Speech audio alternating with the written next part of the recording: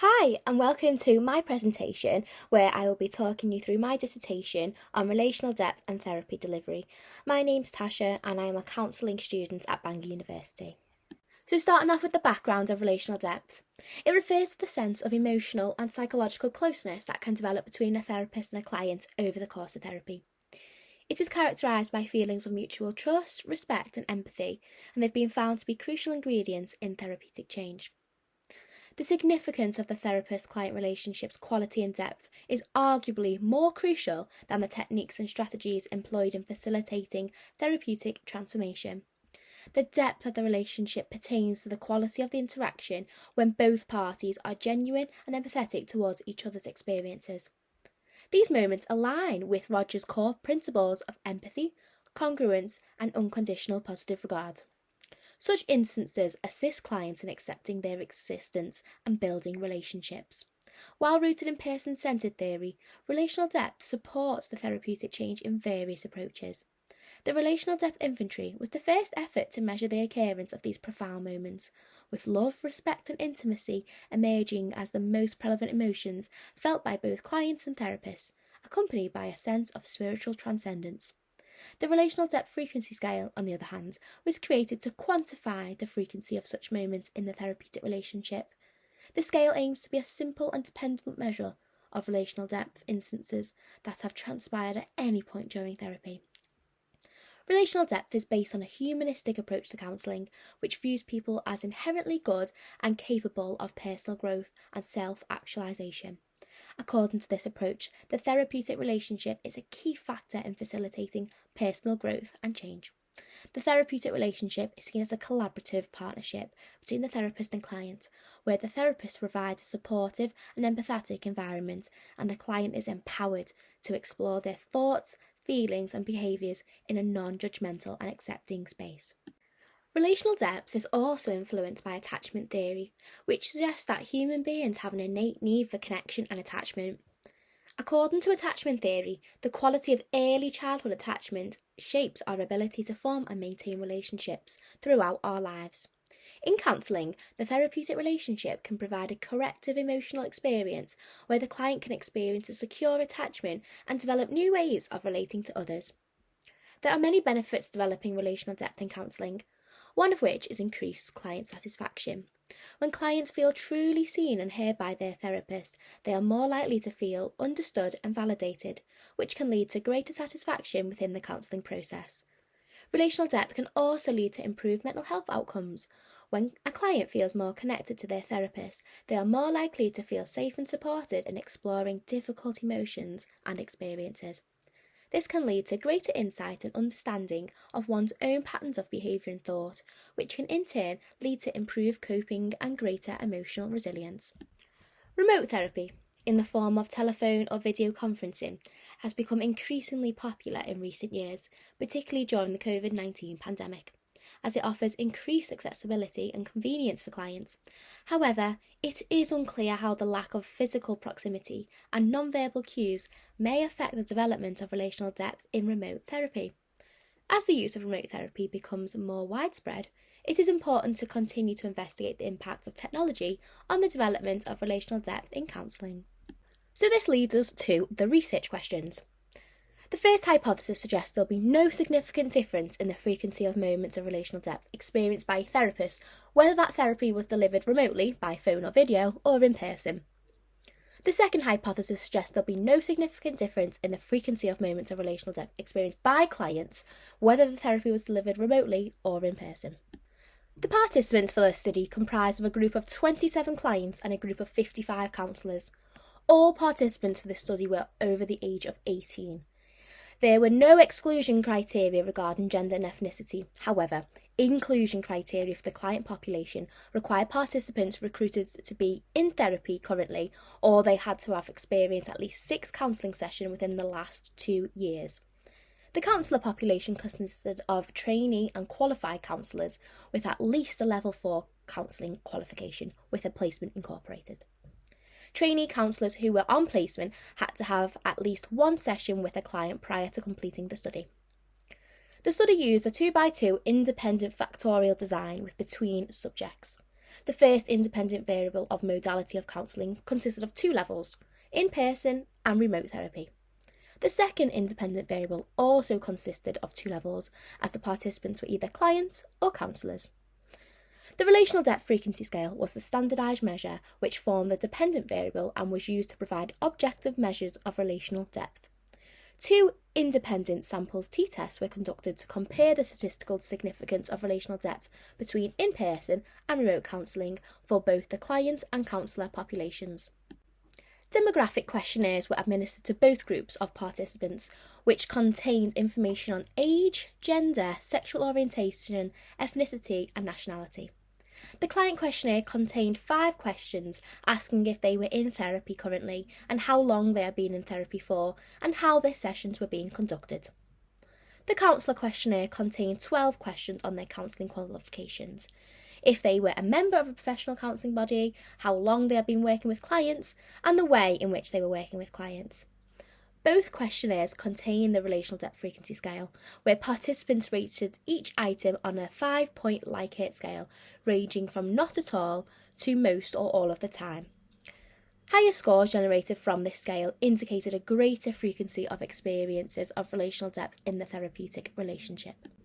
Overall, 109 participants took part in the client questionnaire. However, after excluding 82 participants due to incomplete data, 27 participants made up the client population, with 1 male, 26 females with a mean age of 38.6 years, with an age range between 22 and 57 years. 136 participants took part in the counsellor questionnaire. However, again, after excluding 81 participants due to incomplete data, 55 participants made up the counsellor's population, with 13 males, 42 females, a mean age of 40.9, with the age range between 21 and 65 years.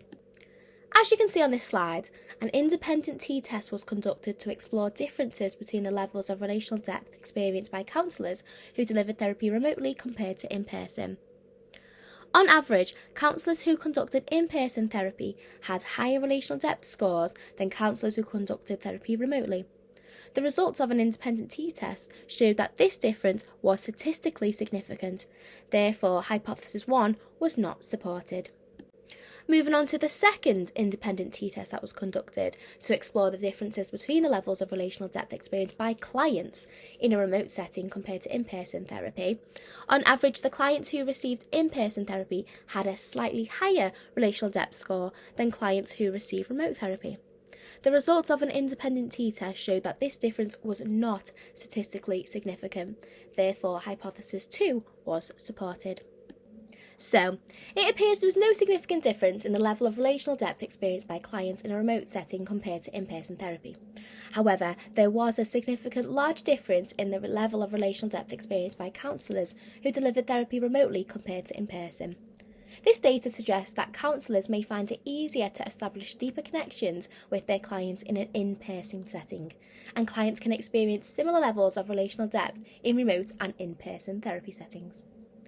As this research consisted of a population of mainly women, it may be questionable if the findings can be generalised to males. Using questionnaires as a method of data collection was important, as it allowed access to private information that may be difficult to obtain through interviews.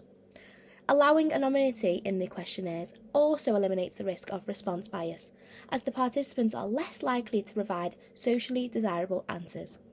However, they are limited in depth and control, as participants cannot explain their answers in depth using their own words, and the researchers are unaware of how the participants completed the questionnaire, leading to inconsistencies in data collection. Attachment theory suggests that early experiences with caregivers shape our attachment styles and influence the way we form and maintain relationships throughout our lives. Counsellors who are trained in attachment theory may be better equipped to help clients who have experienced trauma to process and cope with their experiences, which may further enhance their level of relational depth. Future research could incorporate attachment theory into investigations on the impact of therapy delivery modes on relational depth. For example, researchers could investigate whether there are differences in attachment styles between clients and counsellors who prefer remote therapy versus in-person therapy, and whether these differences reflect in their relational depth experiences. Qualitative studies.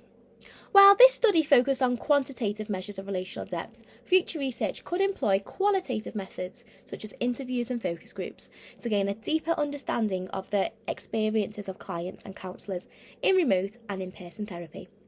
This could help identify specific factors that contribute to relational depth in each setting and shed light on the mechanisms underlying the differences in relational depth between the two modes of therapy delivery.